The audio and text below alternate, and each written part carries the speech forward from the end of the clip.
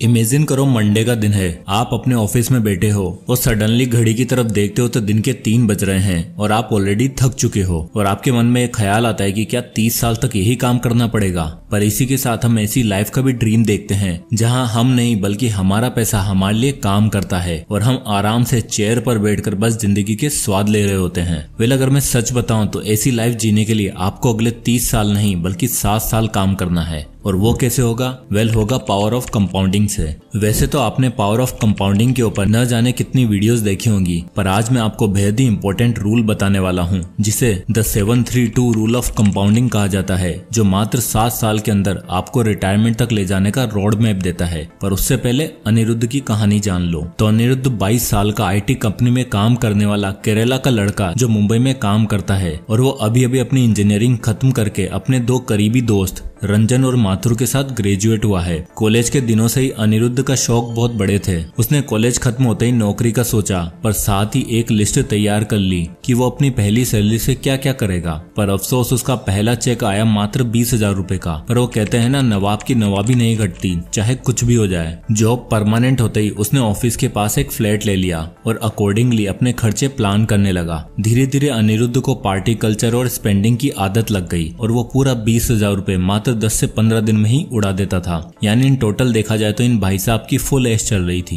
वहीं दूसरी तरफ रंजन और माथुर की भी एक लो पेइंग जॉब लगी, पर उन्होंने अपने खर्चे को सही से प्लान करा। अब मुंबई के कॉलेज से निकलने के बाद रंजन को उसके होम टाउन इंदौर और माथुर को कोलकाता से जॉब ऑफर आया और उन्होंने बिना कुछ सोचे समझे हाँ कर दी, क्योंकि उन दोनों का ही जॉब्स उनके होम टाउन में मिली थी। और ऐसा नहीं कि रंजन और माथुर को मुंबई में जॉब ऑफर नहीं मिला, बट उन्होंने कॉलेज के दिनों में ही देख लिया था कि मुंबई कितना महंगा है और इसी शहर में 20,000 की नौकरी जिंदगी भर का कर्जा चढ़ जाएगा, इसलिए लोकल जगह में जाना बेहतर रहेगा। और फाइनली जॉब की वजह से तीनों के रास्ते अलग हुए और जिस हिसाब से अनिरुद्ध के सपने थे, लग रहा था कि कुछ ही सालों बाद अनिरुद्ध ही सबसे अमीर होगा, क्योंकि अब 25 की एज तक आते आते उसकी भी आदत नहीं बदली। हाँ, सैलरी जरूर इंक्रीज हुई थी। अब वो महीने का 35,000 कमाने लगा, यानी अब उसके पास इतना पैसा होता कि 30 दिन निकल जाते थे। पर बचत और इन्वेस्टमेंट का अभी भी कोई अता पता नहीं था। और 3 साल बाद फाइनली अनिरुद्ध ने डिसाइड किया कि अब उसे जॉब चेंज करनी पड़ेगी, क्योंकि यहाँ अब ज्यादा हाइक नहीं मिलने वाला। तो अब 28 की एज में उसने बैंड्रा में एक जॉब पकड़ी जहाँ उसे 60,000 पर मंथ मिल रहा था। अब हुआ ये कि अनिरुद्ध अंधेरी में रहता था और वहाँ से बैंड्रा तक का डिस्टेंस 13 किलोमीटर था। तो इसने सोचा कि सैलरी तो बढ़ी गई है, तो क्यों ना अब एक कार ले ली जाए। और ठीक 1 महीने बाद अनिरुद्ध पहुंचा शोरूम, जहाँ उसे पसंद आई 11 लाख की रेनॉल्ट डस्टर। पर 11 लाख की तो सेविंग्स ही नहीं थी, इसलिए 3 लाख की करी डाउन पेमेंट और बाकी बचे 8 लाख के लिए बनवा ली EMI। और यहाँ आप इस EMI कैलकुलेटर में देखो कि 8% के हिसाब से उसे अगले 4 सालों तक कितनी EMI देनी पड़ेगी, अराउंड 20,000 रुपए। अब 60,000 की सैलरी थी तो 20,000 रुपए महीना कहीं जा भी रहा है तो कौन सी बड़ी बात है। पर धीरे धीरे उसे समझ आया कि इस गाड़ी का महीने का खर्चा 20 नहीं बल्कि मेंटेनेंस, पेट्रोल और टैक्स मिलाकर 25,000 है। इसके बाद उसने एक फोन लिया, फिर एक लैपटॉप और वो दोनों EMI पे। यानी 28 की उम्र में भी अनिरुद्ध के उतने ही पैसे बच रहे थे जितने 22 साल में थे, यानी 0। पर फाइनली कुछ सालों बाद यानी 35 की एज तक आते आते अनिरुद्ध को एक तगड़ा ब्रेक मिल गया। पिछले 6-7 सालों में अब अनिरुद्ध सब कुछ हासिल कर चुका था। हाल ही में उसकी शादी भी हुई और क्योंकि उसकी रिसेंट प्रमोशन भी हुई थी तो महीने का 1.5 लाख रुपए कमा रहा था, जिसमें वो खुला खर्चा करता और अपनी ऐशो आराम वाली जिंदगी जीता। और इसी बीच उसे ख्याल आया कि फैमिली बड़ी हो रही है तो क्यों ना एक बड़ा घर ले लिया जाए। और उसे एक अच्छी सी सोसाइटी में 1.5 करोड़ की प्रॉपर्टी पसंद आई और इन्होंने भी वही किया जो आजकल हर न्यूली मैरिड कपल करता है, रेंट नहीं बल्कि डायरेक्ट बाय। 30 लाख की डाउन पेमेंट करके अनिरुद्ध ने अपनी वाइफ के साथ मिलकर 1 करोड़ 20 लाख रुपए का होम लोन लिया, जिसमें उनकी मंथली EMI आ रही थी अराउंड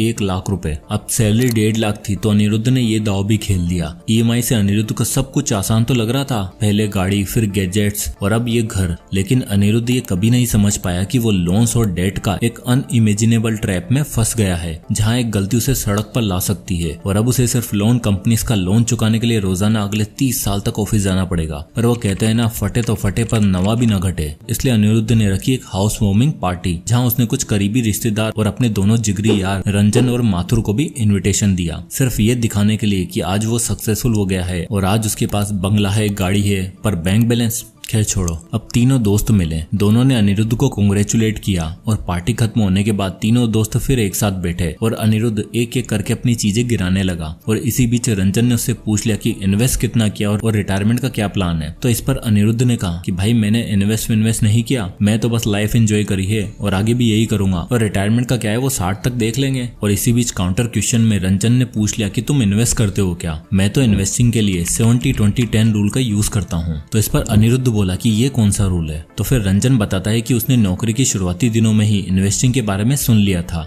इसलिए उसे पता था कि इन्वेस्टिंग कितनी जरूरी है। लेकिन पहले सैलरी कम थी, इसलिए उसने 25 की एज से इन्वेस्ट करना शुरू किया, जबकि उसकी इनकम 35,000 पर मंथ थी। और उसने बताया कि वो कैसे 70-20 रूल का यूज करता है, जिसमें वो अपनी सैलरी का 70% पैसा अपनी यूटिलिटीज पर खर्च करता है, 20% इन्वेस्ट करता है और बाकी बचा 10% एंटरटेनमेंट पर खर्च करता है। यानी कुल मिलाकर देखा जाए तो महीने का 7,000 रुपए इन्वेस्ट कर रहा था, वो भी SIP के जरिए। अब ऑन एन एवरेज देखा जाए तो इंडेक्स फंड में आपको 11 से 12% का रिटर्न मिल जाता है, लेकिन रंजन ने अपने पैसों को इस तरह से एलोकेट किया कि उसे हर साल 14% का एनुअल रिटर्न मिल रहा था। और अभी यानी 35 की एज में उसके पास 18 लाख की इन्वेस्टमेंट थी। तो इस पर अनिरुद्ध कहता, भाई ये घर 1.5 करोड़ का है और तुम कहाँ 18 लाख की बात कर रहे हो? फ्यूचर में कुछ फायदा है तो बताओ। तो इस बात को सुनकर रंजन ने उसे ये शीट दिखाई। इसमें उसने दिखाया कि वो हर महीने 7,000 रुपए इन्वेस्ट कर रहा है, जहां वो अपने इन्वेस्टमेंट को डिवाइड करता है और 7,000 का 70% यानी कि 4,900 रुपए निफ्टी 50 इंडेक्स फंड में इन्वेस्ट करता है, 1,400 रुपए मिड कैप 100 कंपनीज में इन्वेस्ट करता है और 700 रुपए स्मॉल कैप में इन्वेस्ट करता है। तो उसको ऑन एन एवरेज अराउंड 14% का रिटर्न मिल जाता है और वो अगले 30 साल यानी 55 की एज तक इसी तरह इन्वेस्ट करता रहेगा। तो 20 साल बाद यानी 45 की एज में उसके पास 93 लाख हो चुके होंगे और 55 की एज में 3 करोड़ 80 लाख रुपए हो चुके होंगे। रंजन ने बताया कि वो 55 की एज तक रिटायरमेंट प्लान कर रहा है और जब तक वो रिटायर होगा तब तक उसके पास इतना पैसा इकट्ठा हो चुका होगा जिसमें वो अपनी रिटायरमेंट आराम से एंजॉय कर सके। अब इन दोनों के बीच माथुर काफी चुप और कंसंट्रेटेड बैठा था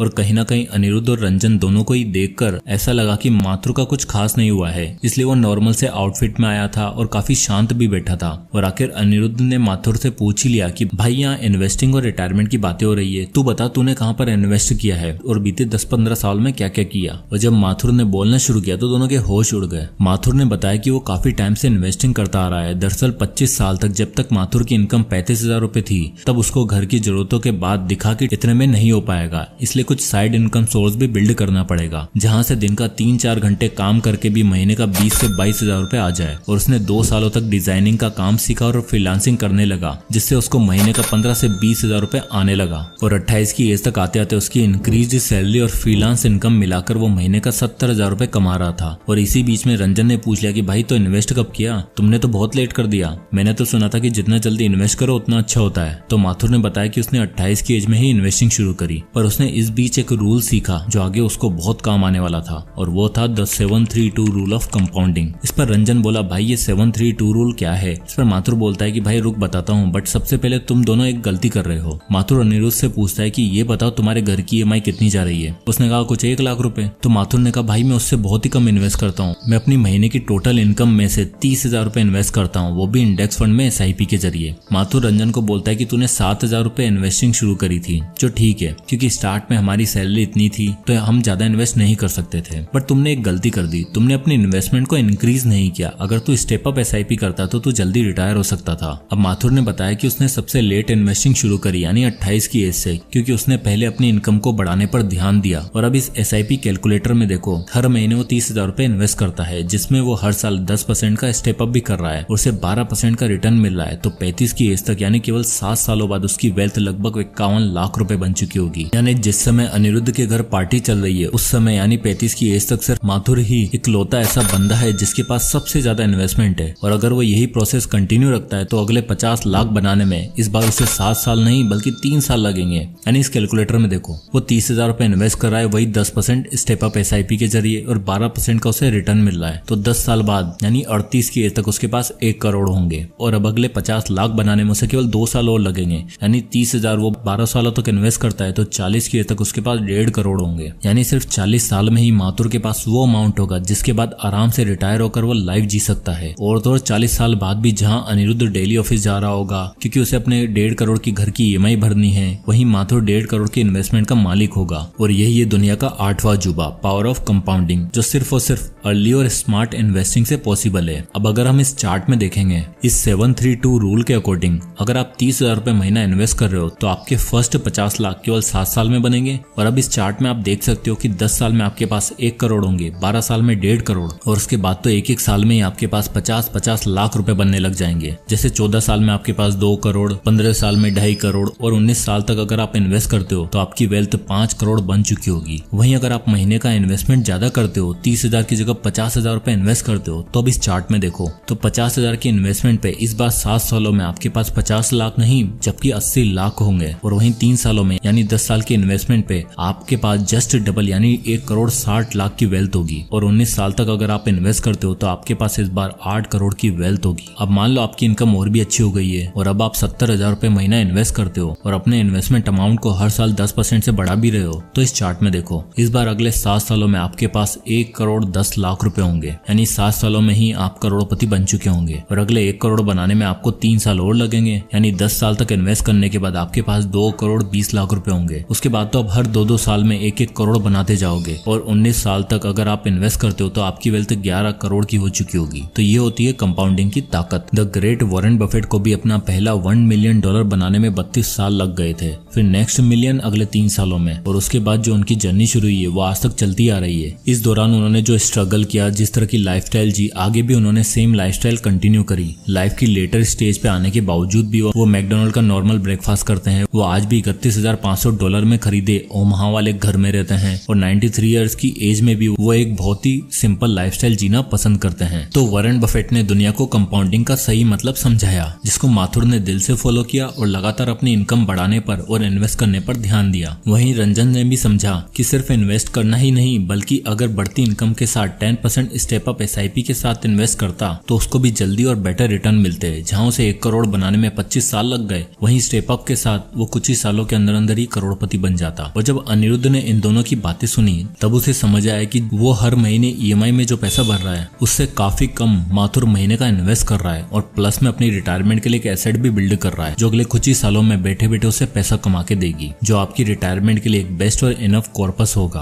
और आपको इसके बाद कभी भी घड़ी की तरफ देखकर ये नहीं सोचना पड़ेगा कि अब मुझे अगले 30 सालों तक यही काम करना पड़ेगा। उल्टा आप इस कॉर्पस का यूज करके SWP के थ्रू भी हर महीने एक फिक्स्ड अमाउंट निकाल सकते हो। SWP कैसे काम करता है उसके लिए आप हमारी लेटेस्ट वीडियो को जरूर चेकआउट करें। और डिटेल में आपको SWP के बारे में जानना है तो आप कमेंट में SWP लिखिएगा। अगर कमेंट ज्यादा आते हैं तो उस पर मैं एक डिटेल वीडियो लाऊंगा। एट लास्ट आई होप आपको भी अनिरुद्ध की तरह समझ में आ गया होगा कि इन्वेस्टिंग कितनी जरूरी है। प्लस में पावर ऑफ कंपाउंडिंग आपको अर्ली रिटायरमेंट की सीढ़ियों तक लेकर जा सकती है। और कंपाउंडिंग का 732 रूल, जिसमें आपको सिर्फ 7 साल तक वेट करना है और फिर हर 3 साल और 2 साल बाद उतना ही सेम अमाउंट ऐड होता चला जाएगा। और जहां आप 60 की एज तक काम करके पैसा कमाने की सोच रहे थे, बिल्स भरने की सोच रहे थे, वहीं ये रूल आपको 40 की उम्र में फाइनेंशियली फ्री बनाने का दम रखता है और ऐसी लाइफ अलाउ करता है जिसका आप सपना देखते हो। जय हिंद।